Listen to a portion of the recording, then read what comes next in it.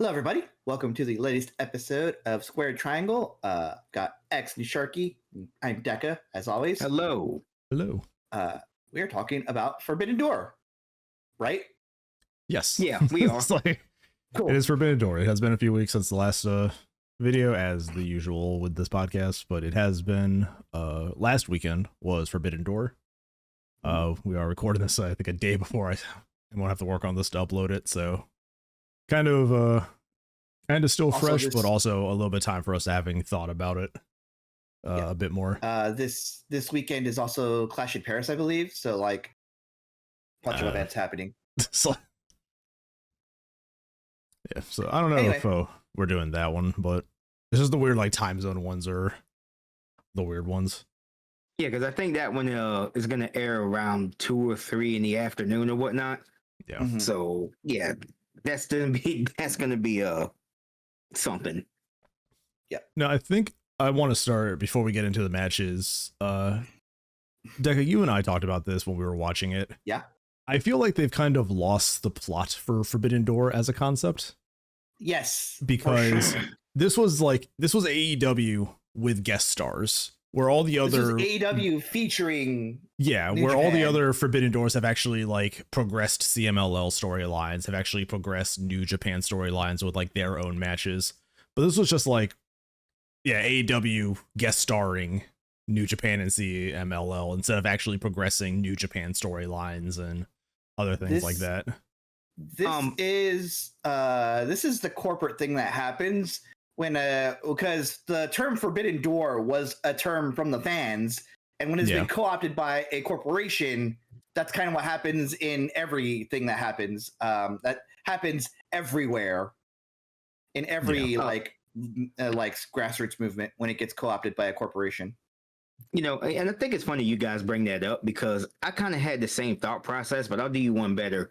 I think they should just absolutely retire the Forbidden Door name itself, because that was a term coined by Hiroshi Tanahashi. He's retiring this year, but on top of that, you know, I can count, you know, the number of non-New Japan talent that was on the show, and I actually have it written down here somewhere. I think this notepad right here. There were a total of 4 non-New Japan talent on Forbidden Door. You know, where this was supposed to be a pay-per-view that was representing like 3 different companies. Yeah, I feel like the novelty is kind of worn off at this point. Yeah. You know, and I think Forbidden Door needs to evolve into something else. Yeah. And I think To most say of them nothing were of, as I say, to say nothing of what we thought about the matches. We'll get into that here in just a sec. But like, you know, we got to move on from the term. yeah, Yeah. and like looking at the main card, like a lot of the new talent was on the pre-show. You know, we had Michael Oko on the pre-show and everything, and on the main card, all we had was from a non-New Japan related company. I think was Persephone in the 4-way women's match. I think the only CMLL wrestler on the main card, having looked at it. Oh, unless you want to count MJF, he is currently one of their champions, but It's technically a champion in CMLL. But- or- the only Half actual credit. signed CMLL star was Persephone in that women's 4-way match. So it's just kind of like, yeah, we're kind of losing the plot here. This is becoming AEW with Yeah. guest stars instead of an actual multi-company pay-per-view like it used to be. I do like the concept of, so to compare it to the most obvious comparison point is the pay-per-view we had a couple months ago with Worlds Collide. Yeah. Like, I like that concept because they're not lying to me about what that is. It is a AAA pay-per-view with some WWE guys sprinkled in. Yeah, and this was an AEW pay-per-view with some New Japan guys sprinkled Yes. in. It's like, But they're not lying. But WWE wasn't lying to me about what it was, and Yeah, can you- I feel like AEW is starting to get there. yeah. Yeah. Especially when you put all your talents on in the pre-show. That doesn't feel like a Forbidden Door per se in the traditional sense. I would just like to see, you know, I think AEW should have contracted more CMLL and Stardom talent for this event. That's just this is like my minor gripe about it, you know. But, you know, I think if we're going to keep doing Forbidden Door, they have to start incorporating more stars from either of those companies. And I hell, think- even Rev Pro, because I mean, you had I was Michael gonna say Oakley Rev there. Pro. Also, with this, I don't think you need to build storylines for this. This pay-per-view should just be a showcase pay-per-view. Like Christian Cage and Adam Copeland shouldn't have progressed their storyline with Kip and Killswitch. It should have been them versus like a New Japan tag team that can lose to them. And then every match is like AEW and CMLL or New Japan CMLL or AEW and, you know, New Japan. Like split it up like showcase matches just like to have Bullet Club War Dogs against Copeland and Christian. That could have been a match. Like fuck story. Just like here's a bunch of our stars from a bunch of companies just having like exhibition matches. You know, like it's that version of like, what is this, a crossover episode? Like, yeah, that's what this pay-per-view could be. It is a non-canon filler episode. Yeah, basically. All right. So kind of like this is probably gonna be deep lore for SNK fans, like the King of Fighters, where they had like storyline for like 3 games, and then you just had like a dream match game that you know, just put all the characters together. That should be something like that's their latest King of Fighters, isn't it? It's like it's all crossovers. I think so. I'm not sure. I haven't played King of Fighters forever, so I'm not really sure though. It's Fortnite as hell, but yes, this is where you put it. This is where you put all the Fortnite stuff. Yeah, it should. I don't think you should. Building story for this kind of a pay-per-view isn't really necessary. They didn't do it, I think, in the first one. Especially in like 2 weeks now, we have All Out. Like, it's just like here's another 2 weeks of build from this, and it's like, no, this could have just been like some fun inter company matches, and then, you know, you tie the storylines to finishes or like stuff that happens after the match, and that keeps it going to, you know, All Out. But I think it just needs to be retweaked. Like, they need to look at what they're doing with this pay-per-view in particular and just be like, all right, we need to rediscover the identity of this Forbidden Door pay-per-view. Because it's just becoming a midpoint. At least this year, it is a midpoint between All In and All Out, which feels a bit weird for like an inter-company, you know, pay-per-view. Aside from that, not a bad show. Like, it was a good show. Yeah, I enjoyed it. I definitely wouldn't put it up there as like one of the top 5 pay-per-views they've done. It didn't like make me go, oh shit, like for a bunch of matches, but like it was a good pay-per-view. I enjoyed most of the matches on the card. But guys, don't you find it kind of funny and great at the same time that we are in this place where even one of AEW's lower pay-per-views still comes out pretty good. Yeah, like regardless. Even when they had the same, we'll get into this like soon. Even when they had the same like post-match finish for the same reason, like it still was quite good. Like it was quite entertaining, and like the depth of there's one thing I will talk about AEW is their depth of roster will hold them over and we'll talk about like Swerve and I believe Joe. Yeah, so there were some people who are being written off for injury reasons. But then we had a ton of returns this tonight too on this show. We had a bunch of good returns. On the pre-show too, even. Yeah. Yeah, I did not see the pre-show, so we'll talk about that. Whoever did sit back and watch it. We did watch the pre-show. You and me watched it. No, I didn't. I started the you did not. No, you're right. You're so right. I watched it by myself. I was talking about it. You were talking about it. I started the pay-per-view once the fucking main card started. Gotcha, they did this shit they started this shit at 1 p.m. I had been awake for an hour by the time this pay-per-view started. There's no way I'm going back to watch the pre-show before putting on the main card. Skill issue. I didn't catch the pre-show because I was playing D&D at the time because I was getting ready for a little Sunday D&D session, but that's another story. Okay, so I was the only one that caught any of it.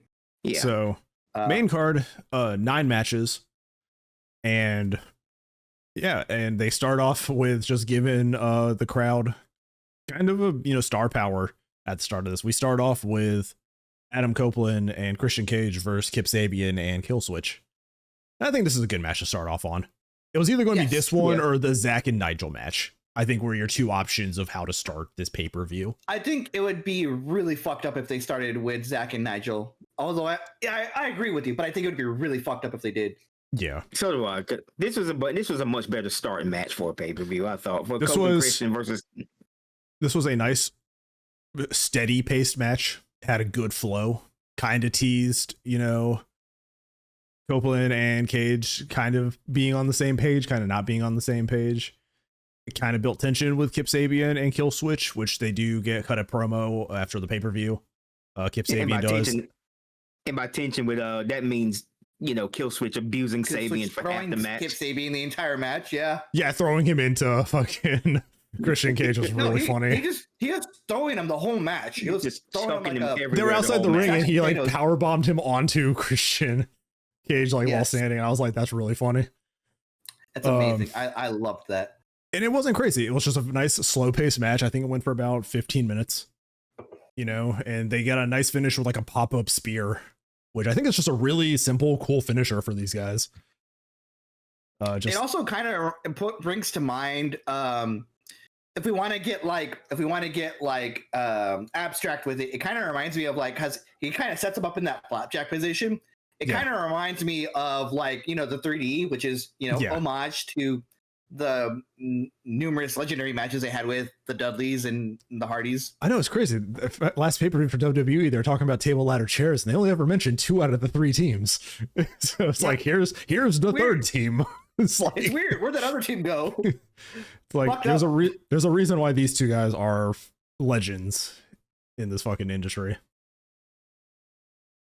But nice little finish. Sabian takes the pin. And yeah, it looks like, you know, Copeland and Cage are kind of getting their groove back and trust. I mean, even Christian Cage's little Titantron was doing his whole patriarch thing, and then just asshole was the last one. And you know, Copeland's right. Like, he may be an asshole, but he's his asshole. Like, what was it, that promo yesterday where he was like talking to FTR? He's like, so I heard both of you had fathers, and Cope is like, no, don't do that. And then the crowd is cheering for it. He's like, all right, you sick fucks, here you go.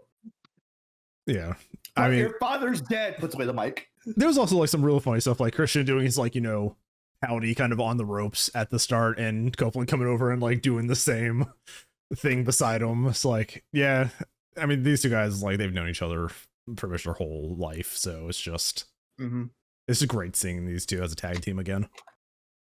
Yeah, kind of brings back old memories with these 2. And post show, you know, Kip Sabian cuts a great promo. He got busted open in this match, and it looks gnarly in his promo too when he's with Mother Wayne, and he's like, I don't trust Kill Switch, you know, and it seems like they're starting to turn on Kill Switch. So with Christian moving out of that feud, I guess we see where Nick Wayne and Kip Sabian are going to be going, which could signal a Jack Perry return for Kill Switch. I would love to see Jurassic Express reunion. I mean, because Nick 2v1 and now Kill Switch needs a partner. It's like, yep, and on top of that, like when we introduced Kill Switch's video, it was somebody's hands. I think that most people are speculating that might have been Jack Perry's. Well, they were speculating because of the jacket. Yeah, because of the jacket that Doctor was wearing, and then he just kind of sits up. That was actually a really been cool missing in action. He has been missing in action for months right now. Like, when was the last time we saw Jack Perry anyway? He posted something on Instagram like a month ago, but like that's all we've seen of him since I guess after that one match he had a few pay-per-views back. He's just been gone. It's been completely like radio silent. Yeah, like after he lost the TNT title, he just vanished. Like, I'm wondering where he's been for all these months. Yeah, but great way to start the card. And then we get into a match that I kind of have some issues with, only because a lot of these New Japan guys are definitely past their prime, and they're moving like they're definitely past their prime. Yeah. Like, Hiromu Takahashi is a legend, but like the man is definitely getting up there in age. So it's him versus Kyle Fletcher, TNT Championship. Like in his early 30s though. Like Hiromu. If he is, I am impressed by just Hiromu Takahashi is 35. He's That's my what age. I thought. Jesus He's younger Christ. than us. It's like, I don't know what it is. Like he just felt so slow in this match. Takahashi, no, he's young. He's you know, relatively age. That New Japan He's style, had major injuries. That New Also, Japan style, just leaving its mark. Yep. And like I said, man, like a lot of these guys have had major injuries on top of that. So I think Takahashi had like I don't know what kind of injury he had, but it kept him out for about a year or so back in New Japan. This was a while back, so yeah, those tend to pile up, once you hit your mid-30s. Looking at my notes here, Taz is not on commentary at all this pay-per-view. Nope. So it's great. Also, congratulations to Don Callis for coming out to the world on commentary during this match. It's like, right. I forget what he said, but it was just like Don Callis just making just having the gayest love for his wrestlers. He was talking about the type of man that he likes. And in the context, he's talking about, the type of wrestler that he likes to scout. But it just sounded like he was. Congrats, Don Callis. Don Callis ally. It's like it came off love wins really homoerotic. It's just so funny because Don Callis can just sell that shit too. Great. Don Callis is so good at just selling that shit. Honestly, fuck it, do it. Yeah. I think Don Callis, when he's on commentary a few times this card because of his guys being in matches, and I mean this match is okay. Like I said, Hiromu Takahashi's kind of slowing down the match a bit, but Kyle Fletcher still looks great, and if he's calling the shots in this match, he's doing great. There's the evolution of Kyle Fletcher is just one of those this needs to be studied if you want to become a more complete wrestler. Yeah, man, I they took a dude they took a guy that was a complete tag team guy, and they just evolved him over the course of the last year. I really love what AEW is doing with this presentation as well. That's how you build a star, a young star. It's I hate to say it for Aussie Open, but he is becoming the Shawn Michaels of the tag team. And I think Mark Davis really needs to kind of pick up stuff if he wants to match that, or else he is going to be the Jannetty. It's hey, we used to be this. Remember when Kyle Fletcher used to tag team? And it's not really, because he's been a great solo star for so long. What is Mark Davis doing right now? Is he hurt? He's in Don Callis' family. He's injured again. I know he's in the Don Callis family. Oh, that's what I mean. He's injured. He got a foot. Fractured foot. So I mean, it's unfortunate. It's unfortunate, but it's this is one of the things where it's fuck, dude, an injury at the right time, and it's Kyle, you have to, pick it up, and Kyle's just picks up and runs with it, and then it's just the tag team partner's oh fuck. It's it's shit. I'm gonna be on the mid card at this rate. It's but a nice little happens, yeah, but overall a good match. If this is Kyle Fletcher kind of leading this match, I mean he's doing great. There's a lot of shit going on in this match though. Hiromu eats a jumping pile driver and still kicks out at 2, and I put in my notes, there is no reason to go this hard in a match like this for this man. He's just doing all this shit and taking all this abuse, and it's still just a 2 count instead of almost a 3. And I'm this man's just going hard for no reason in terms of the false finishes. Yeah. And then 2 good kicks in the corner, and then a brain buster, and Kyle Fletcher retains, which we expected. He's a great TNT champion right now, and they're not going to slap it on to a New Japan guy just on a whim like this. So, but Kyle Fletcher just doing great. I feel with Kyle Fletcher as champion, with how good he's been, not putting it on him during that 4-way match, if that was the original plan, is probably a slight misstep, because we could have gotten to this sooner. But I think it was just supposed to happen, because it's hey, look, Dustin Rhodes got it, and then he got injured, so hey, it's Kyle's turn. Hey, but you know what? It kind of works out for the better though, because I mean, they wanted to give Dustin Rhodes a big moment. Yeah, their biggest pay-per-view. He hadn't won a title because he's been forever, and he hadn't won a solo title. So he hadn't won a solo title, so they did that. But it kind of helped, build the mystique of Kyle Fletcher. With the way he pretty much went about that match with Dustin Rhodes, where he just absolutely destroyed him. Yeah, that helped Kyle Fletcher out in the long run. So now we see him as a legitimate rising star. It's just so funny. So it's just so funny because it's Dustin Rhodes win, and guys just no, bitch, Kyle's time. Just Dustin Rhodes gets injured, and Kyle Fletcher gets the title anyway. So, and he's been great with it. I think it's him and Takeshita that are the top 2 guys now in Don Callis' family. Everybody else is just a match. They're the distraction for a match that needs a screwy finish. But I think the 2 stars in that family right now are just these 2 guys, and it's They have years ahead of them of greatness.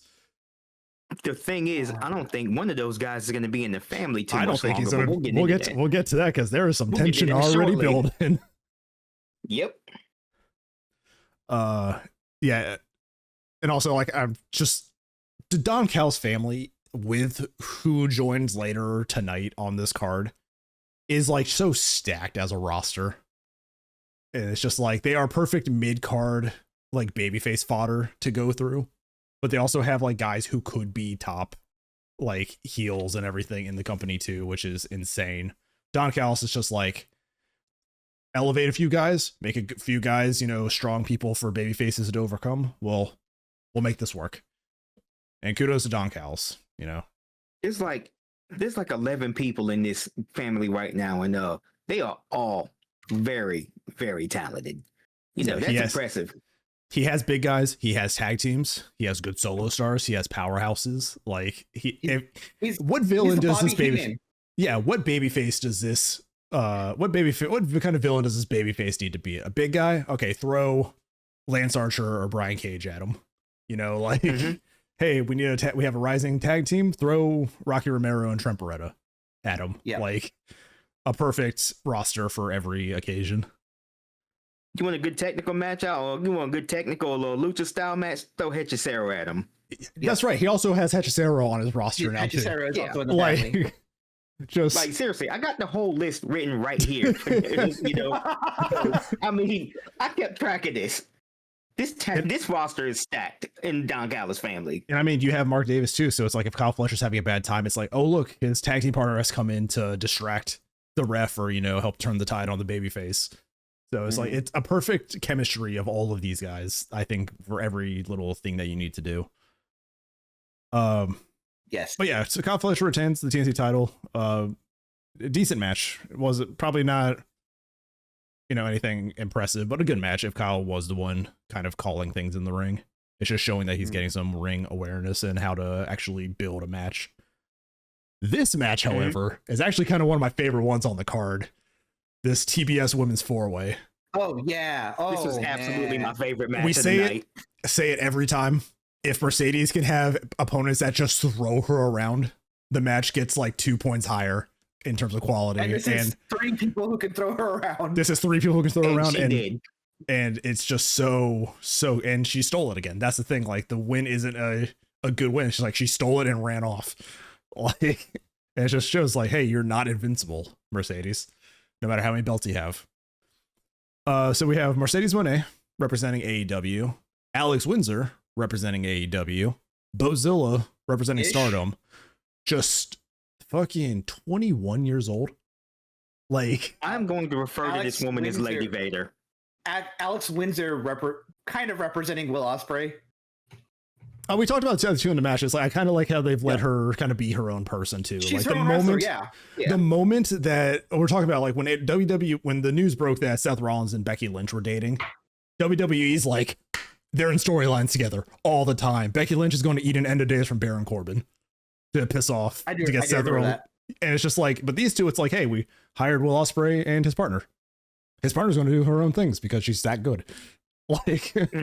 And as we will get into the match, she is quite good. She is very good. And that's what she's not there because, you know, she's, you know, Will Ospreay's eye candy or mouth or whatever.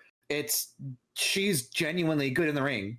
I think the only thing that they've referenced them being an item was Will Ospreay's video later in the night where she's like narrating it, but it's like ever since she's shown up, they have never just been like, you know, oh, it's Will Ospreay's partner or it's Alex Wizard's partner, Will Ospreay. You know, they've never gone out of their way to tell you these two are dating. Well, like, except maybe a couple of times when Mercedes might have, you know, tried to antagonize Alex Windsor by you know, mentioning it. But I mean, that's fine. It's fine. You know, it's in the context of her or the Twitter interaction that was shared earlier. But in this match in particular, you know, Alex Windsor is great. Mercedes is great with the opponents that she's given. But at her age, Bozilla is great. And I had not heard of Persephone before this match, but I want more Persephone. she's great. I've seen a few matches of Persephone and CMLL. I was like, yeah, she is incredible. She's low key really strong too. All of these women were so good in this fucking match. Yeah, if I'm a talent scout and these ones that are in CMLL or not AEW, I'm looking at them and I'm like, hey, I think the first chance Tony Khan gets, he needs to scoop Persephone up. I think she can be a top down there. She is just so good. And she's so expressive too. Like the match had her like she has so much character in this match too.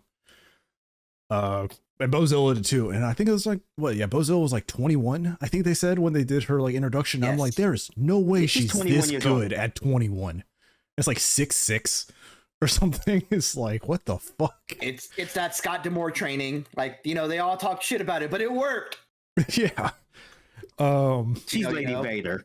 I'm just gonna refer to her as Lady Vader because she reminds me she has mannerisms that are very similar to Vader, and I'm like, yeah. I think she's gonna be big. I mean, she's already big, but she's gonna be like, superstar big. But it's the story going into this one too. The story going into this match too is Mercedes is not at 100% going in against these three women because on Friday she was in another promotion winning another title. So she has somewhere on her body from the night before, which they ended up not really doing a lot with. I mean, she got the shit beat out of her, and then the other three women got, it was mostly a triple threat for most of this match until near the finish. But like everybody got a chance to shine, and these women were great in this match.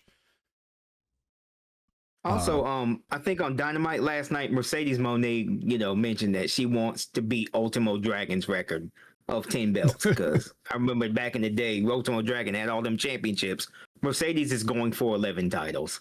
Yeah, she has 9. We'll see how that works out. So, she has 9 currently. I think she should get to 10, and then the character story is just like the downward spiral of like losing every title, like every few weeks, like another title's lost. It's like just like the pure downhill spiral of Mercedes Moné. I'd be down for that, but I the only complaint I have about people doing like belt armor stuff nowadays is that they're not referenced in any other fucking promotion. No. And the thing is, like, if they came in and like they were like, if the intro for Mercedes Moné was like listing every title that she had, like here's like the champion, like if they actually reference the companies, like here's all the belts for each company that she has. It would be a little bit better if they actually like acknowledged them, but she brings most of them out, but like they're just titles. Like the general audience isn't going to know which one specifically is for which promotion.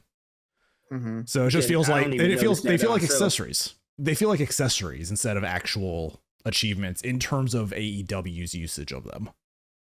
But I kind of get why these indie promotions would want to put their title on Mercedes because our promotions on TV. Tickets. Let's go. Our promotions on TV. We're gonna take this and draw a ticket. We're gonna sell tickets with this. And that's pretty much the whole point of it. They want to put their title on Mercedes so they can come in and sell tickets. That's what it's about. I mean, it's not getting mentioned on TV that much, but hey, any kind of promotion is good promotion for an indie fed with a top name having your title. Stardom is New Japan's like female roster, right? Like they're the same parent company. Yeah. I think this was also AEW doing them a solid because for like literally, I think more than half of this match, Bozilla is dominant in this fucking match, and it's just like she's one of Stardom's wrestlers. It's like, you know what, we're gonna make your girl look great out here, and they did. I'm looking at all the titles that Mercedes Moné has. So obviously the TBS Championship, right? Mm-hmm. She currently has Discovery Wrestling's Women's Championship, the CMLL World Women's Championship, the European Wrestling Association's Women's Championship, Primetime Wrestling's Women's Championship. She is also the inaugural one for that one.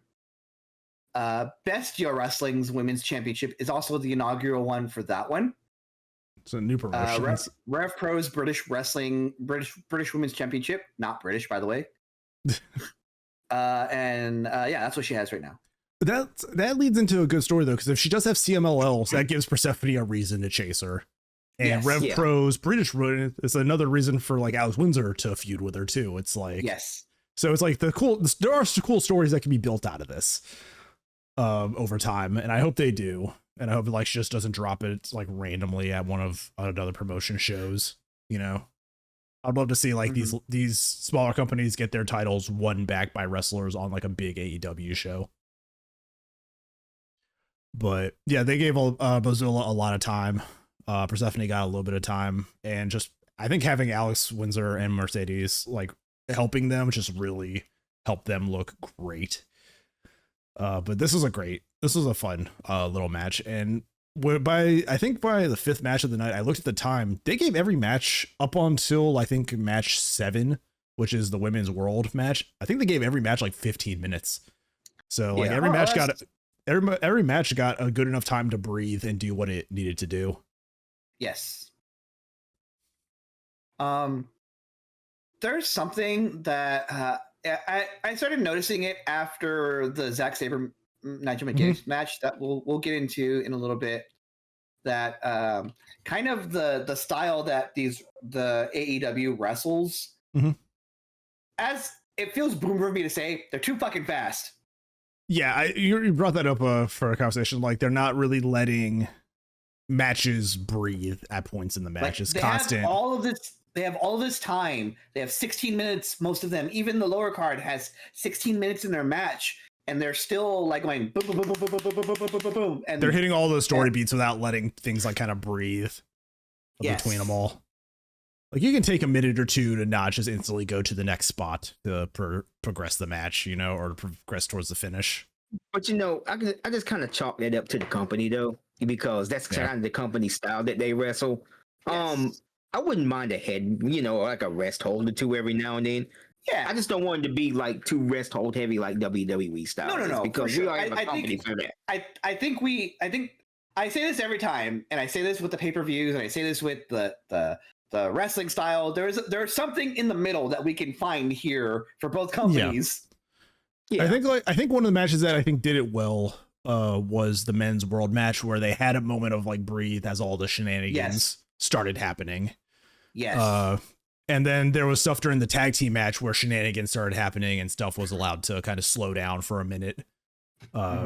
Before an incredibly botched finish, I think, but we'll get to that. Yeah. It certainly felt botched. As we called it while watching the show, do you want to talk about the Colonizer special? We got Zack Sabre Jr. and Nigel McGuinness wrestling the most British style match for a Japanese title I've ever seen. This was about as world of sport can get with this match. We were sitting that's here. Great. We were sitting here calling it the Colonizer special because it's like these are two British wrestlers wrestling for a Japanese world title. It's like, I enjoyed it though, and also having Johnny Saint, you know, in the crowd and Nigel's opening was kind of cool. But yes, this was definitely like a British as fuck wrestling match if you have ever seen a World of Sports style wrestling match. There's certainly nothing wrong with that. The crowd loved it. It was a great style, yeah. The crowd was hot for this because again, we're saying this took place in London this year for pay-per-view. So I mean, the British crowd is loving this right now. Yes. And it's just I think we're with Charlie watching this too, and it's like prepare for just like a bunch of like technical wrestling and joint manipulation and other shit. As a technical wrestling nerd, I appreciated this match though. Yeah, no, because you know it was something. It was different. You know, this is a different style. I mean, and I wish AEW would kind of do these kind of matches just a little more often. Not so much to the point where you know it becomes regular, but every once in a while. Yeah. And this was like, you know, you could argue that this was a lot of rest holds as the British style is, but no, they're going into like joint manipulation and stuff like that, and stiff strikes and stuff like that, and smooth transitions. Yes, boy, were these transitions smooth. You could not tell that McGuinness took 20 years off. Yeah. Just Nigel McGuinness too for having all the time off not wrestling and then wrestling just basically pay-per-view matches. Looks great in the ring still. Yeah. Like it's insane. We do have Daniel Garcia ringside with Nigel McGuinness. After Zack Sabre Jr. retains, there is kind of a little tease that Garcia is a little pissed because remember Nigel did beat him to get this opportunity. So they are kind of teasing Garcia heel turn still when it comes to Nigel. And I'm interested to see where it's going. Because I didn't watch anything for the week. Like we know we had Dynamite yesterday. Okay, so I watched Dynamite last night. I can fill you in on that. Daniel Garcia wrestled John Moxley last night on Dynamite, right? And this was a pretty great match. It was back and forth between them two. John Moxley gets like a roll up on Daniel Garcia, and he wins the match. Also, after the match, Daniel Garcia cuts a promo backstage where he was talking about how he makes mistakes constantly, and where he's at mentally right now. And I feel like, I do think that they may be teasing somewhat him potentially joining the Death Riders, or turning heel on somebody. But I do know it's probably going to be a heel turn coming for Daniel Garcia at some point. The worst, I think, like the way you get nuclear heat of Garcia is you have him turn on Matt Maynard. Yeah, like you just have him just attack Daddy Magic, just like. Because even though he's not wrestling much, like he's on commentary and like he still is so beloved by the crowd. Like he's so funny. It's like he's just like the perfect like manager character. And yeah, I think it's like if you just want instant heat, just you have Garcia turn on him rather than another wrestler. So after this incredibly British match, we have the on-site feud continuing in a nice little like intermission. Because after the match finishes, it cuts backstage, and Tekla and Amanita are still going at it from the pre-show. It is on site with these two, and I want it to never end. Make this like if you had Swerve and Hangman still on site with each other, like this is that energy. I want them to open a Dynamite with them, just like fighting, just like Tony Khan won't do it because he's a coward. Just fighting through the entrance of the building. No, not even that. It's them like over where AEW's equivalent of like Gorilla is, and they're just like beating each other up and going into the ring, going towards the entrance area. So we have this intermission happen. They're brawling backstage, but in recent weeks, Tekla has backup now. We have Julia Hart and Sky Blue join in to jump Queen Amanita. And then in London, we get the big return of Jamie Hayter, which Tekla was the one that put her out for the injury a few months back, but Jamie Hayter is back. Looks like she's going right for Tekla and is on the side of Amanita, which is a great team if that is what they're going to be doing. Like those two together, I think it's just a great choice. I think there isn't a lot of room right now for solo acts. So getting these women and men into like tag teams and everything is actually just really good to keep them on TV and keep them involved in something. Where's my damn blood and guts match? Where's my damn women's blood and guts match? I feel like it's building. I feel like it's building to it. They got to be, because what are we doing with all these women? It was when it's like Jamie Hayter is like looking so 70s. I'm like, that's her whole gimmick. Yeah. It's like, like something out of that 70s show. Yeah. But Jamie Hayter is back. The first of two big returns tonight, and a welcome one at that. I've missed Jamie Hayter being in the company with out with her injury. Yep. This tag team match is good. I'll say that it is a good tag team match. I just want to know what the fuck's going on with Hurt Syndicate taking losses. Like, this feels like such a roundabout way to get the titles off of them. Because I feel about that. There were the reports that had come out that MVP and Tony Khan were, I guess, having disagreements with who they dropped the titles to. They wanted to, I guess, drop it to somebody else down the line or something like that. The Outrunners or one of them teams like that. Yeah, I think they were. I think they were told like they were going to drop it to the Outrunners, but like then they disagreed and stuff like that. So it's like, or something like that. So it's like there's all this stuff that doesn't have any confirmation from, of course, anybody involved in it. And the last report said that MVP hated Speedball Mike Bailey, and then they did a promo video together on Dynamite like and the same day. It. The same day. So it was just really funny. I will never. There's like I think every time there's like a report of like, these two people have beef, I think what happens is they kind of like have a disagreement and then they walk away from the disagreement and someone who's listening in is like, oh, these two fucking hate each other. Let me go call Lords of Pain.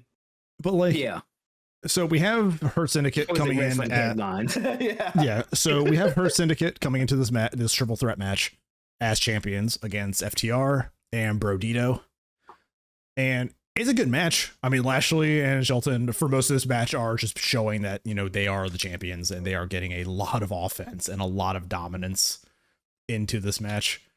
FTR is just kind of here, which we'll see how that plays into the finish of it. They don't feel like a major part of this match at times. It mostly just feels like Bandito versus Hurt Syndicate or Brodito versus Hurt Syndicate, which I'm fine with. Yeah. We get the Lashley Brody King stare off and the crowd just instantly just going into meat. And yeah, these two powerhouses just having a little moment with each other, which was great to see. And then some masked New Japan guys jumped the Hurt Syndicate. And I was confused too. I was like, what the fuck? Because I couldn't see like the body types. I was like, I don't know who that is. Like, it was just so weird. I was like, are these just like some goons or something? Like just jumping somebody? Yeah, and then they were wearing them ski masks also. So I was like, who the fuck is this? And then it turned out to be Ricochet and the Gates of Agony. And I think Ricochet cut a promo after the pay-per-view. This is from 8 months ago where they humiliated him in the ring. He's getting his revenge now, 8 months later, which I think is great. I think that's a great way to tie this into it. This is called, ladies and gentlemen, what do we call this? Long-term storytelling. Here it is. So the Hurt Syndicate get jumped and taken out of this match, and it turns into just FTR versus Brodito for the rest of this match. Cash gets thrown out of the ring. They go for the pin. They're on 2, and they're going into a 3 count, and Cash is a little slow to get into the ring, and there's like a slight kick out from Dax, and then it's just like the ref like sounds for the bell or some shit. I'm just like, what the fuck just happened? Like, it was a very confused myself. It was a very obvious botch. Like, Cash did not get to the breakup in time, and the ref had to call it, I think, as the finish, or else it would have just ruined everything leading up to this. But then we get a big positive out of a little botch finish. Brodito is tag champions. Let's go, baby. It's like, to be honest, I didn't expect that finish either. I didn't expect it either. I was ecstatic. I was a little confused when I saw it, and I was like, wait, is that the end of this match? So there was a kick out, and then the ref signals would tell us, like, oh, they won. So I didn't realize that they were gonna put the belts on them guys. I guess it got so popular during this tag tournament, that they kind of pivoted. But the bot still looked kind of confusing to me, and it was a very obvious botched finish. But I will take Brodito being tag champions if it means we get a new kind of energy going into the tag team landscape. Especially when it looks like Ricochet and Gates of Agony are now feuding with Hurt Syndicate, and neither team is in the tag picture. We get to see what Brodito goes up against now for tag challengers. Mm-hmm. So I'm excited. I'm happy. We have like what looks like a great PWG tag team as tag team champions. Yeah. And Brody, and Bandito's a double champion, so I'm happy with that. And Bandito's great. Like, he is. He's great. And while Buddy's out injured, this is definitely something great for Brody King. I see over there like cracking up Tekka, so what the fuck? Yeah. Just I saw the post again where it was Brody King selling the Abolish Ice shirt. Yeah. And the proceeds went to a worthy cause in to fighting giving undocumented people access to resources like lawyers and stuff like that. Yeah. And I just keep seeing that. I kept seeing that post of like, oh my God, Tony Khan's losing control of this thing. I'm like, God. And just like, I don't like my wrestlers being political. I'm like, shut the fuck up. Every art form is political. Every single one of them. If they're not, it's boring and it sucks. It's like we're here to be on the like more welcoming side of politics. You could be watching fucking WWE and their side of politics. They had fucking Hulk Hogan back on before the crowd booed him out of existence. Literally. Almost almost literally. And like not just the Saudi blood money, like there's a lot of esports stuff going on right now with that too, and I'm like not very comfortable about that either. Yeah, it's just but all of those Riyadh events are just and I mean no thank you. There's talks, like Jericho may be on his way out back to WWE, which we'll get it out of AEW. I don't think he fits here anymore. Like it's because the thing with Jericho was he was in the beginning of the company, he was integral. He had star power. He had nobody's gonna ever discount that or say otherwise. Yeah, we're not gonna say otherwise. Jericho was integral to the beginning of the company. He was a big star, and his name generated a lot of star power, brought fans to the company. But over time, the company just kind of outgrew him. It was a bunch of weird faction gimmicks. He didn't really take care of himself. You can see he started putting on a lot of weight and stuff. It seemed like his cardio was shot. Like the man was sweating like early into matches. And on top of that, the amount of talent that was coming into the company, they started ramping up. You had like super athletic guys like Swerve and Ospreay and the like all coming in, and Jericho just kind of, fell to the back. He was doing the same thing he was doing in 2019, and the company just started evolving. So I don't think he fits there anymore. But he was integral to the to the success of AEW in the early beginning. And I think internal stuff has started listing Big Bill and Bandit Keith as like removing the learning tree nicknames, learning tree nicknames that they had. So I'm guessing those two are going to just be a tag team now. Mm-hmm. I like it. Yeah. So I mean, he was great. He was integral. He was, one of the early champions, but in just the terms of the roster they have now, I don't think I'd be interested in seeing Jericho versus anybody because he won't be able to keep up. Like it's just. No. So I think WWE at this point is just a better they can have him back because they can have him back. It's just a better fit for him. He's gonna get a huge pop when he comes out. He kind of fits that style nowadays, and he can still do stuff.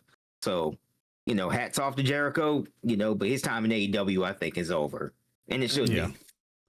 So, so a botch finish to a relatively good tag team match. Yes. I would love to see more, Brody King versus Lashley. Like those, I think just that is a powerhouse match that works. That's the same kind of energy as Hobbs versus Rusev, I've been saying this forever. You need more heavyweights. If they were having, the Hurt Syndicate was having disagreements over who they will and will not put over, they are not showing it in the ring. Like, well, I don't think they wanted to be pinned by. I don't even think that was true. Because they didn't take the pin here. They had FTR here to take the pin in this match. Yeah, but now what is with all these reports of nobody wanting to take pins? Cross don't want or bumps. You can see these reports like Karrion Kross not wanting to take bumps, and that ain't true. Hurt Syndicate don't want to take pins. That's not true. And then you have Jake Hager just saying shit and getting called out by FTR publicly about it. Yeah. It's like, did they call him out about his interview? He posted their fucking texts. He posted texts where Jake Hager's apologizing for dragging them into bullshit. That's so fucking funny. This is why you got to take everything wrestling wise as of late with a grain of salt on the internet, because you got a bunch of shit like this that's happening and nobody has any confirmed sources and none of that stuff. So I just take it with a grain of salt. That's really funny. I think it's really. I was on there about like Jake Hager and the whole Tony Khan thing. I was like, oh wow. I think with WWE they did like a cheap pop to get R-Truth back, and I don't think he's done shit since that match that he came back for. He's feuding with Aleister Black. What a weird feud. Okay. I like it. I like it because Aleister Black, because R-Truth comes out every now and is like the goofy whatever. And then Aleister Black is trying to get him back to that like serious side, but what he's not realizing is that it's Ron Killings is always there. That's the storyline they're going through right now. Yeah. And I kind of dig it, actually. So do I. So gives both of them something to do at least. Yes. Here we get into the final 4 matches where it just feels nonstop, like AEW pay-per-views are. Yes. Like it's just banger after banger after banger. The AEW Unified Championship match, we have Kazuchika Okada versus Swerve Strickland. Swerve coming out rocking the Mr. Terrific gear, which was great after having just watched Superman like the day before watching this pay-per-view. Yeah. Man, DC dropped the ball not selling that Mr. Terrific, those Mr. Terrific jackets. It's going to be real hard to do, but because they would have to make like a pure leather jacket, and people I know it costs a lot of money, but people are going to spend $600 on a jacket. I mean, people Warner spend like Brothers hundreds of dollars on stuff, so I mean, it could have worked. I mean, Warner Brothers is huge on Swerve. Like we were talking about it, the new Batman Beyond comic, the Static Shock of that era looks like Swerve Strickland. Like they used his likeness. They used his likeness for the new Batman Beyond time frame Static Shock. And I was just like, hell yeah. Like Warner Brothers is huge on Swerve, it feels like. WBD loves him. Yeah. So this is a match that's coming out after Swerve has stated in interviews that he's been working with a torn meniscus since 2019. And it's crazy to consider all the matches he has had if his knee wasn't at 100% the entire time. Yeah. Like, it's insane. I can only imagine that dude at 100%. I was hoping that we would get, a Swerve run as either, because I don't know if the unified title would come to him or if he would just take one of the 2 that Okada technically has right now. Mm-hmm. But if they're doing the unified championship, I think it's going to be all of them. So, but then the interview came out that he's injured, and I'm like, okay, this is the match that's going to write Swerve off of TV for a bit. And I did not expect how they would do it, but not mad either. This match was great. I mean, Okada and Swerve are just stars, and they're great in the ring. The shift in this match kind of comes when, Swerve takes the DDT on the steps. Okada kind of stays in control for most of the match after that point. A great back and forth ending with a Rainmaker. And then post-match, jumping Nana first, I think. We get a returning Wardlow joining the Don Callis family and laying out Nana and Swerve to write him off TV. Which is cool to see, too, because when they jumped Nana, I was like, oh, so they're both taking time off. Nana won't have anything to do with Swerve gone. But then I thought about it, I was like, man, you could have had Nana be like Hangman's manager while Swerve's away. And that would have been like a funny comedy duo too. Just because I keep remembering Hangman threatening to take Nana's weed, and I'm like, I want these two to just be together all the time. It's like I want them to do one of those interviews where they're both high as shit, like doing an interview.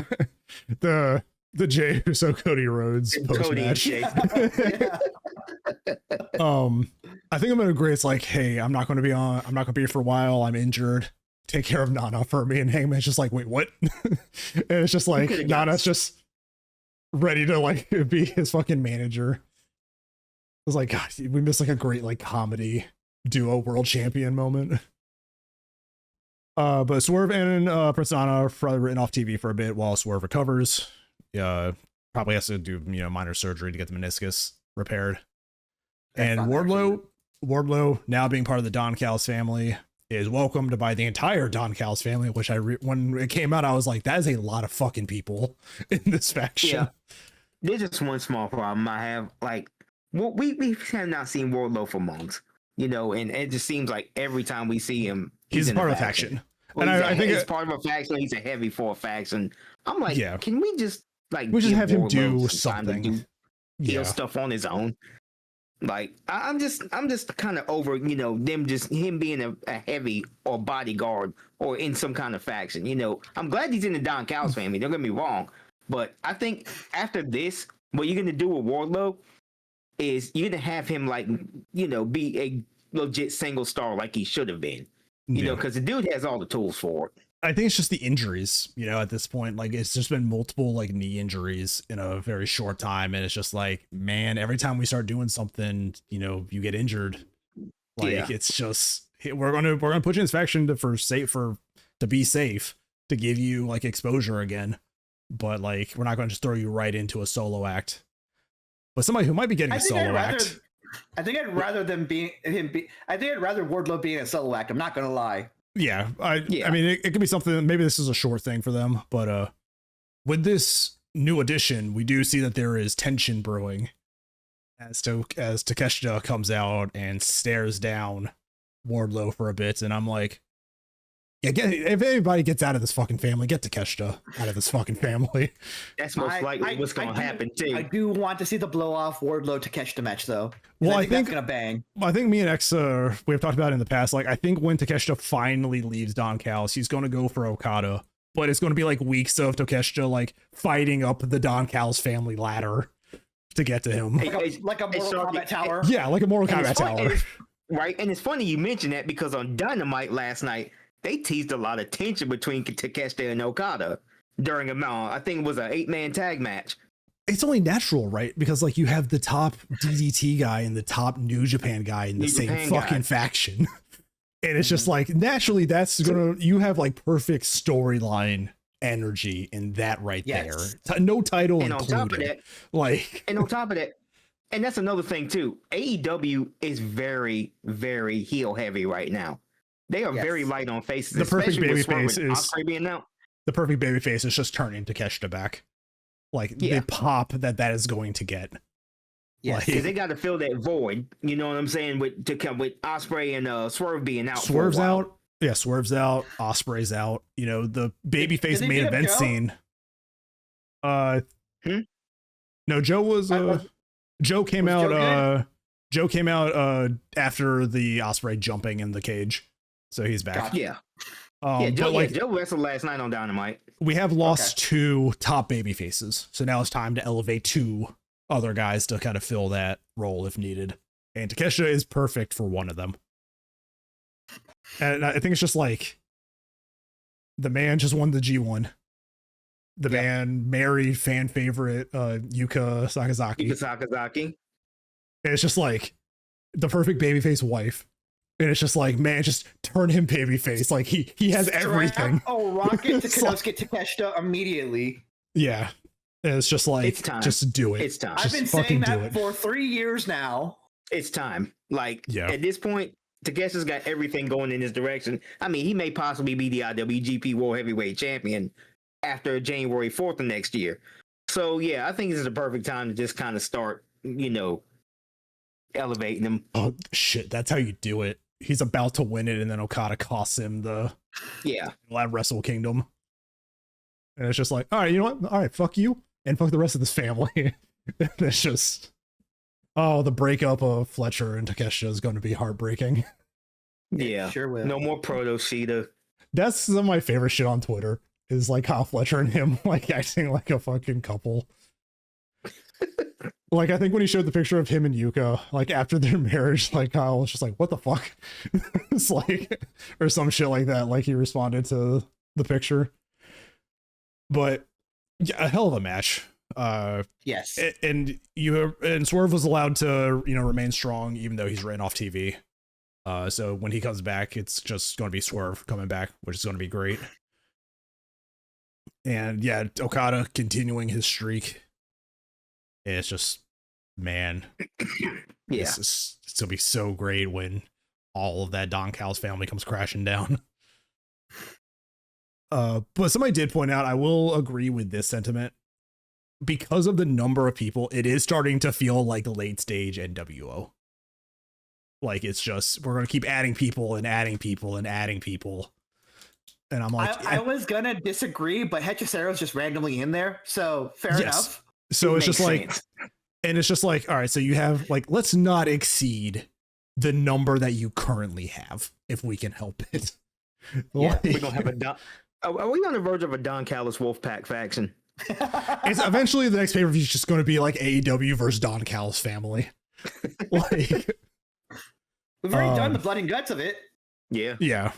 And it's just like, With how often the Don Callis family's guy lose, it's just crazy that he keeps enlisting people. Like, he keeps having to bring more. He can buy and sell them on the market. I do like Hechicero though. I like him being exposed on American TV as, you know, part of Don Callis family. When we first started seeing him in the big crossovers, I was like, I like this guy. I like this guy a lot. So more of him, please. If anybody from the Don Callis family, more Hechicero. The only match result I disagree with is this AEW Women's World Championship match. But I also feel like they could be saving it for World's End. Like, I don't feel like this is the last time these two are going to go at it this year. I think it's really interesting that, like, technically, I think how they were booking this pay-per-view in general is they're like, all right, well, we're gonna have Athena cash in her thing here. And first off, shout out to them not making it like the shock factor like WWE does. Yep, you can't cash it in. You have to announce it a week prior. You have to announce it. And that's a good move. I like that. That makes their get out of writing free cards. They actually have to give a shit. Like they actually have to book these things. Yes. Yeah. So and not be lazy about it. In saying that, I think when they were booking this pay-per-view, what they were originally going to do is like, okay, well, we have Athena who's cashing in her thing here. MJF also is going to be the world title. Oh shit, we shouldn't do both of them on the same match. And so they eventually added stipulation of MJF saying, okay, well, I'm not actually using my cash-in thing. I'm going to use that later. Yeah.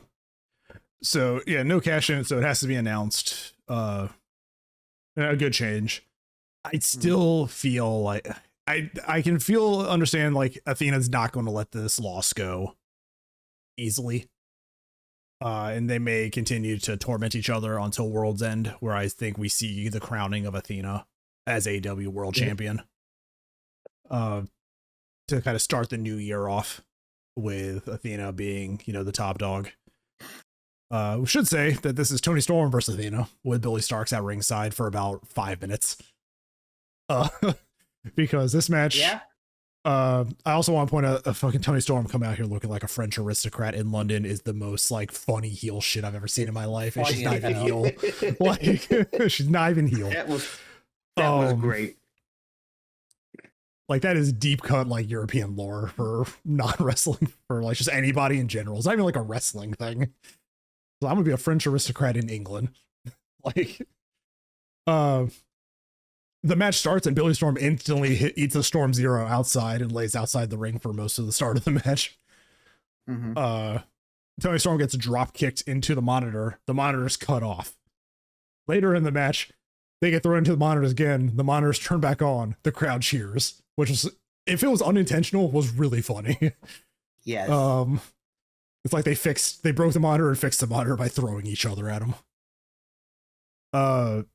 These women just beat the hell out of each other for this match.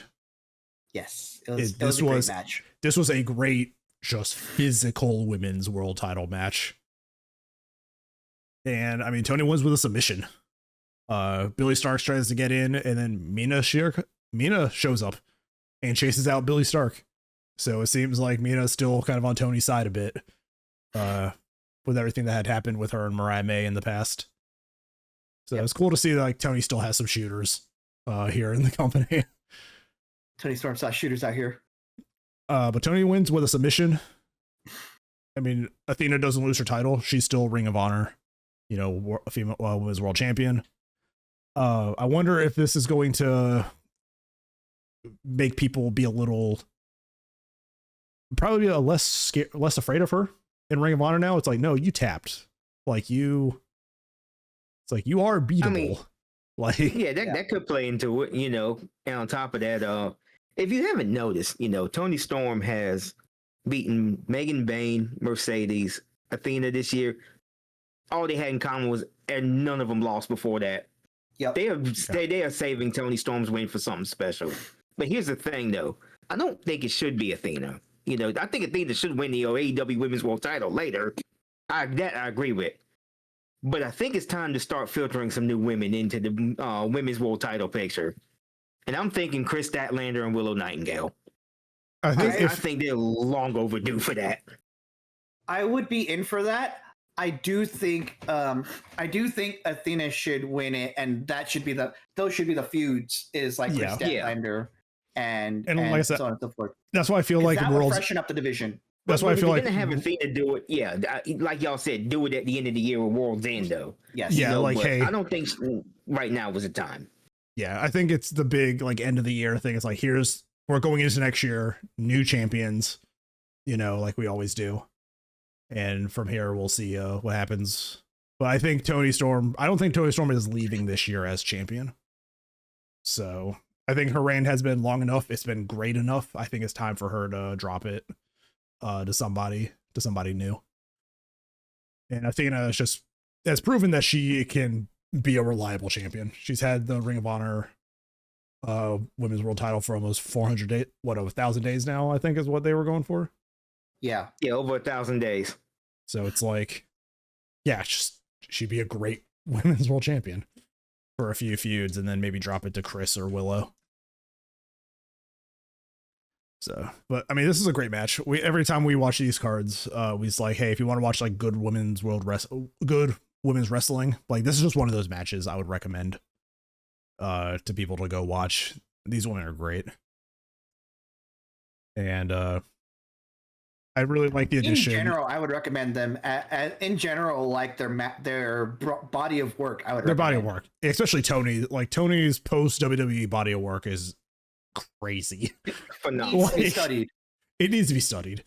Because she came back in with the Outcasts, was kicked out, and then like lost her mind.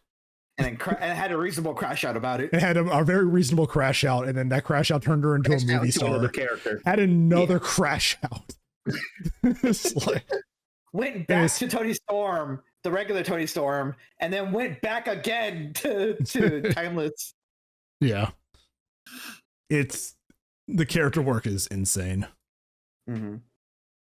The 8th match of the card is the final sanctioned match of the card.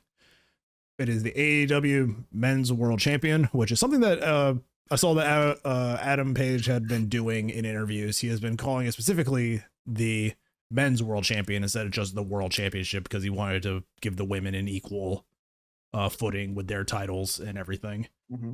So pretty cool on him for that. And I've started making that note in my little document here whenever I fill these out. It'll catch on probably quick enough. This had some weird stipulations to it, and I think I got it right. Hangman can lose the title by DQ. He can lose it by DQ and count out. Yeah. Okay. So he cannot cheat, and he can't be counted out to. He has to win cleanly. He has to win cleanly. So a weird little addition to the stipulations. But aside from that, we have seen these guys wrestle a match before, and they had great chemistry, and it just carried over to this one too. The only real crazy spot in this match was the Deadeye through the table on the outside. Mm-hmm. And then they hit the pile driver on the already broken table, which I think was like that was big. A little much. That was a little much because it didn't break anything else, and MJ just kind of like slid down with his knees. Yeah. There was the drop toe hold onto the chair though, which looked brutal. Hangman really sold that fall into that chair pretty well. But aside from that, a really like in-ring classic babyface, classic chicken shit heel match. It was really good, and it was, I think, perfectly paced. It didn't go crazy until the end. Like, yeah, a very interesting end to sequence here. So MJF gets Hangman into a pin. The foot is on the rope. The counts foot's on the rope at 1. He counts to 3, but he doesn't call for the bell. MJF is cheering like he had just won, but we know the match hasn't officially been ended. Because the ref, I think, also took a bump previously before that. And wasn't all there. And then the feud continues with Mark Briscoe. I really like these two feuding together. Like, for some reason, it shouldn't work, but it does. Mark Briscoe and MJF. Like, there's such a weird combination that's working like so well together. He comes in to interrupt the match, stopped by security. The match continues because the ref, saw the foot on the rope after all the Briscoe stuff. And then it's very quick for Hangman to turn the tables, hit, I think, double buckshot or a dead eye into a buckshot on MJF, and he picks up the win, retaining the world championship. And he also hit MJF with his own contract clipboard. He did, with a nice little pop down too when that fucking clipboard hit him. That thing got bent to hell. It did. And yeah, it's just like, I think it's like a very classic feeling, like 80s kind of finish to a match. It's like, here's the contract. I'm going to hit you with it. I'm going to hit my finishing after all this like overbooked nonsense. Yep. And then I'm going to just pin you and maintain championship. But now MJF, I think, is also going to have maybe a crash out too. Because he's like, no, I won. It's like, this is my title, which I think there was a promo cut on Dynamite. Yeah, there was a promo cut on Dynamite where MJF probably cut one of the best promos he has cut in quite some time. Where he was talking about how he's going to go after Mark Briscoe, and once he's done with him, he's going to execute his contract. And MJF was really crashing out in this whole promo, and I just wanted to, like I said, this is the MJF I've been wanting to see for a while, because that shows some character development, that things actually do bother him. He's bothered by the fact that Hangman, despite everything he's done, is still beloved by the crowd, and he's not. This is character development that I've kind of been looking for MJF for a while now, because everybody's like, oh, well, he's just been the same character he has been the last year or two. He hasn't, and that just kind of proved it, Yeah. So we're getting a MJF Briscoe feud, which is going to be great. I'm wondering if they're going to just, eventually end it in maybe like a no DQ match. So these two guys can just end this feud once and for all. Yeah. It's also kind of rare that we see MJF like actually do like stipulation matches a lot. And I think like throwing MJF in like a death match against Briscoe is going to be like a great change of pace for him as a wrestler. It's probably going to be something out of his element, Yeah. But the last thing is like, hey, put MJF into new situations and let's see if he'll shine, But so Hangman retains, and that is the official end of the show. Because then we have a train wreck to watch. And we say this with every multi-man cage match, like we can't really take notes, but like this was an AEW train wreck that AEW can only do. It is the lights out steel cage match, which I would have hoped would have ended just the Death Rider story in general at this point, but it didn't. We have the babyface team of Darby, Will Ospreay, Tanahashi, Omega, and Ibushi versus the Death Riders with Gabe Kidd and the Young Bucks. The Death Riders themselves being John Moxley and Claudio. Absolute fucking train wreck of like the best kind, and Claudio throwing Darby around was so good. I know they had a match on TV, the Dynamite after, but like Claudio being the guy to throw around somebody as small as Darby, I think it's the perfect booking choice. Yeah. They threw him into cages, they threw him off of cages. Like Darby is just like, I'm back and I'm still crazy. It's like then there was a funny moment in here too, because you have Tanahashi in this fucking match, and what the fuck is Tanahashi going to do? The man has no knees left. Like, so he's trying to climb the ladder. Did we lose Deca? Or is he just like... I think we did. There we go. Okay. You were kind of like frozen, and I was like talking to thing, and you were just like staring at the screen. I was like, did we lose Deca? It's like... We sure did. Yep. I was like, no, I'm right here. I can hear you guys. And then we had like the video cut. Yeah, we had like just a complete frozen video for you. You freeze framed, and I was like, oh shit. I think you were like looking like intense, like focusing. So I thought you were like reading something, and then I saw like you weren't moving. So it's just like, oh, all right, we're back. We're back.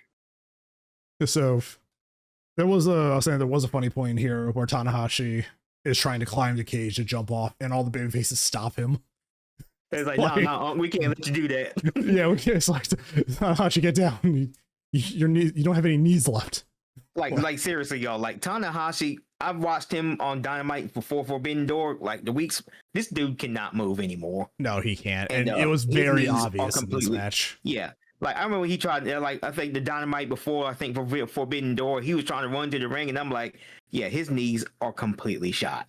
Like, he was, like, running really gingerly to the ring, and I was like, man, it'd be a miracle if he can get through the rest of this tour.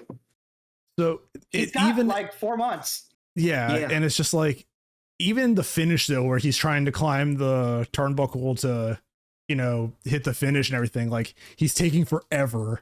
And like stumbling, and I'm just like, Tanahashi, man, I don't think you got to make it till next year. I think it's just you're done. Like, yeah.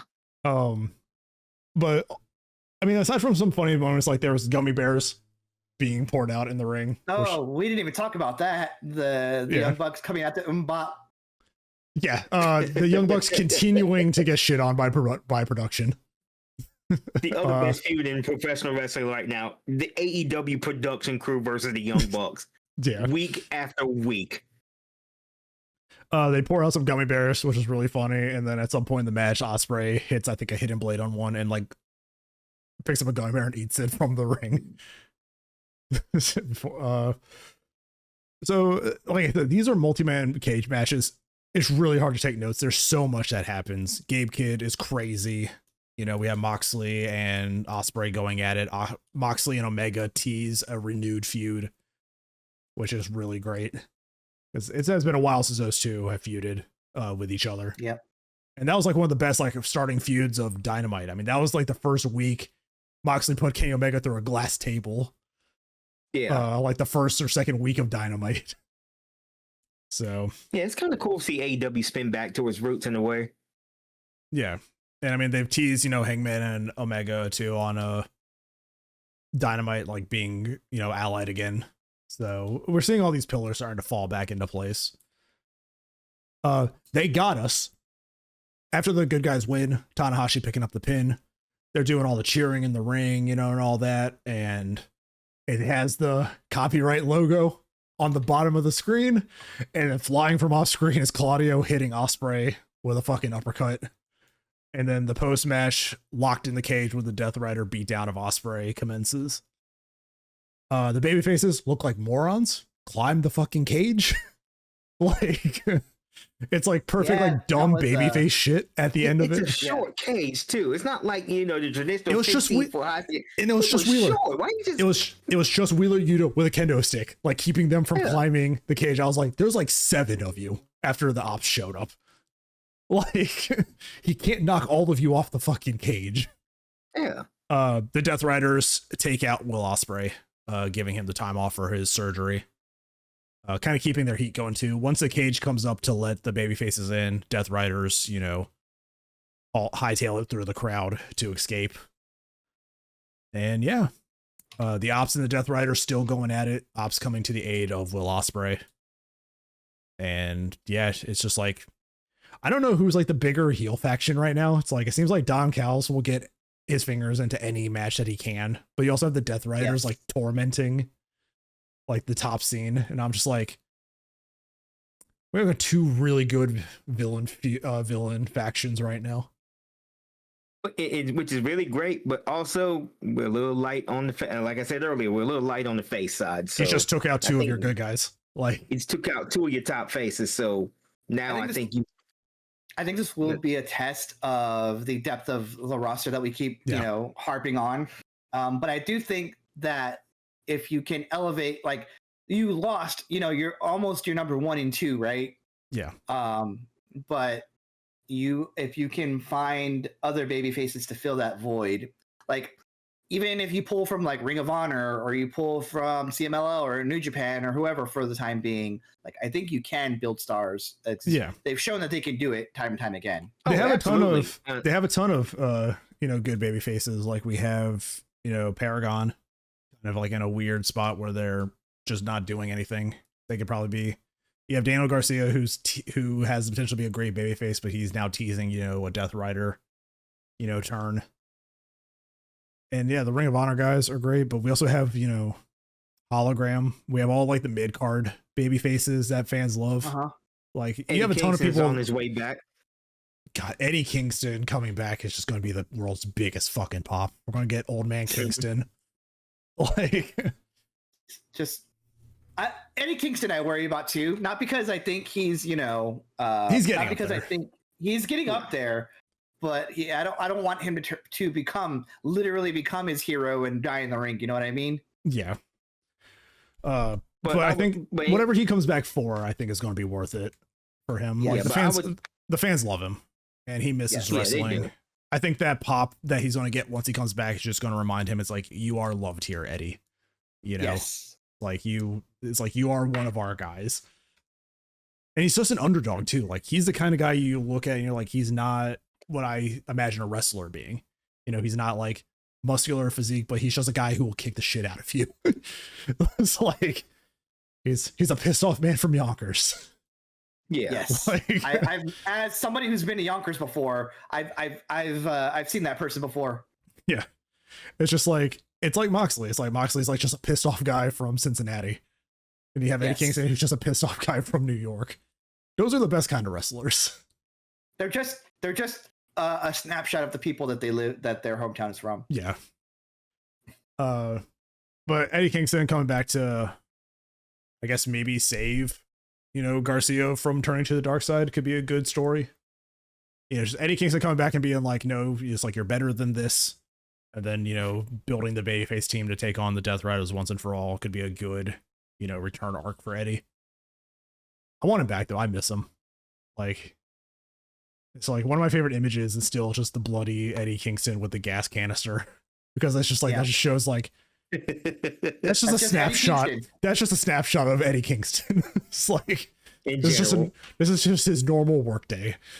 Like, but yeah, so we've lost, I guess, 2 of the 3. Like, I mean, we had the feud with when they were trying to get the title back from Death Riders. Ospreay was the one kind of trying to rebuild the peace between Swerve and Hangman, and now those 2 guys are gone, and Yeah. Hangman's just kind of alone. On Dynamite, they teased a reunion with him and Kenny Omega. Yeah, Kenny Omega came to his rescue. So, but like I said, we're starting to feel like we're starting to get to this point of AEW where it's like, all right, let's circle back a bit, kind of refresh some things that happened in the past, and then we'll move forward with like evolution of it. Let's remind people what had happened for people who might be new here. Like, And like I said, they can just use this opportunity to start building up new stars, building up a top babyface in the main event scene. Like I said, Eddie Kingston would be great. The crowd loves him. He's a fan favorite. But also, I would also start with Takeshita. And they seem like they're getting the ball rolling with that storyline as well. So there are plenty of options that AEW has to kind of fill the void until Swerve and Ospreay return. But also, that would be a good opportunity to start filling out the main event scene a lot more. So we'll see what happens. I want to see what the tag team is going to look like with the babyface, tag team champion. I want to see the heel teams that are going to start popping up. I kind of want to see where Takeshita goes between now and, probably next year. These returns, I want to see where Jamie Hayter fits into all of this. Like, I'm very excited to see where everything is starting to evolve again. But yeah, I mean, a good pay-per-view. It did feel like this is becoming like a B-level pay-per-view though, in terms of the concept being watered down. Yeah. And I'm like, we need to get this identity back. This needs to just be the big crossover exhibition pay-per-view. And involve more companies. Yeah.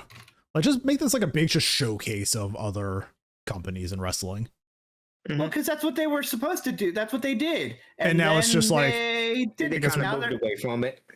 yeah, it's the deal of like you die the hero or live long enough to become the villain. The thing is, like, with this being like what 2-3 weeks after All In, I just don't think you have time to introduce a bunch of new wrestlers from different companies and build it to a believable story for a single pay-per-view.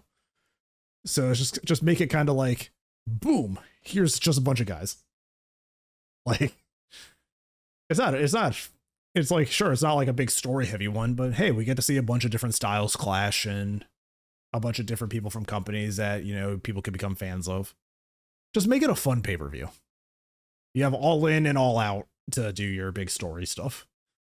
Yes. But aside from that, I got nothing else talking about. So Yeah, I think that's it too. Not a bad pay-per-view. Kind of a perfectly paced throughout the whole thing.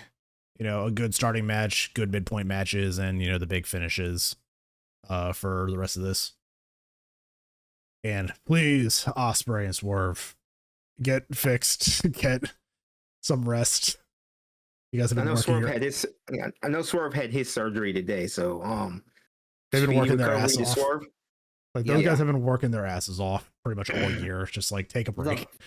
Like, the faces of AEW for numerous months. I thought, and I mean, he's one of the names of AEW. I thought after losing the title, Moxley would have taken a break, but he's not, and he's going into new feuds.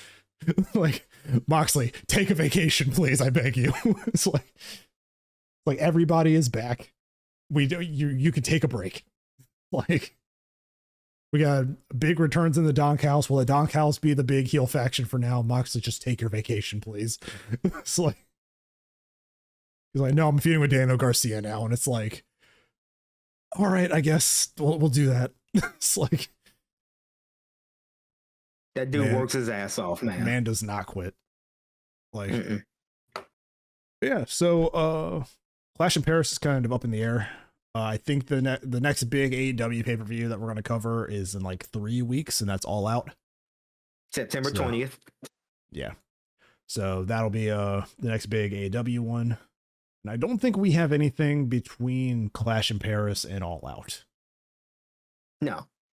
I don't think so. So I think I have a checklist.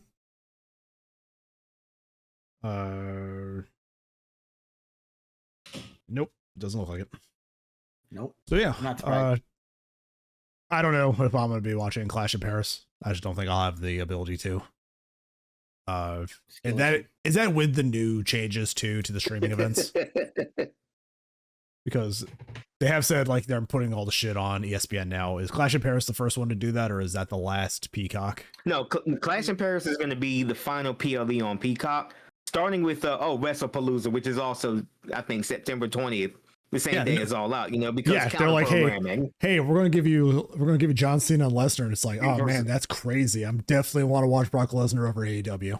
Yeah, that's crazy. I'm still watching All Out. I don't give a shit. Yeah, no, honestly. I'm not. No, but basically that's what we got. Not even once. But yeah, I'm not gonna drop $30 on a streaming service. You know, well, you guys saw on the last episode, I canceled my Peacock subscription on the podcast. So, and you know what? I canceled my Peacock subscription also. So I will find a way to watch it, you know, but I'm probably not interested in doing a whole episode. And we talked about it, you know, a few weeks ago too. It's like, with these changes being on, we don't know what we're doing for fucking WWE pay-per-views, because I'm not going to make anybody here pay $30 a month for ESPN. So I mean, people don't pay $30 a month for Sony's subscribe PS Plus service. They pay like $17-18. I'm not paying $30 for a service. So we'll see how WWE pay-per-views go, but at least on the 20th, in a few weeks from now, you'll have our All Out thoughts. And you know, hopefully that's a great show. We don't need another drama-filled All Out. So yeah. But hopefully, let's only hope. We can only hope. CM Punk shows up and starts fighting Jungle Boy for no reason. So, yeah, basically, what we're trying to say is that this podcast is going to kind of be in flux for the immediate future as we figure out what the fuck we're doing to watch some of these pay-per-views, because in terms of just the services and the price, lately I just also don't feel like the pay-per-view quality has been worth it either. Like, it's just kind of like, we're in this weird spot of just like, man, this is kind of a commitment to watch this. Like, so we'll figure it out though. But for now, just keep on following the podcast. As we figure out things, we will update you guys, and we'll go from here as what feels the most natural for us. So for now, I guess that is it for our Forbidden Door episode. We will see you guys for All Out. And yeah, if you're watching us on YouTube, we have the Spotify and all the other audio services you can listen to. And if you're listening to us on Spotify and you want to see the actual video, it's just a Discord call. But these videos are up on YouTube as well.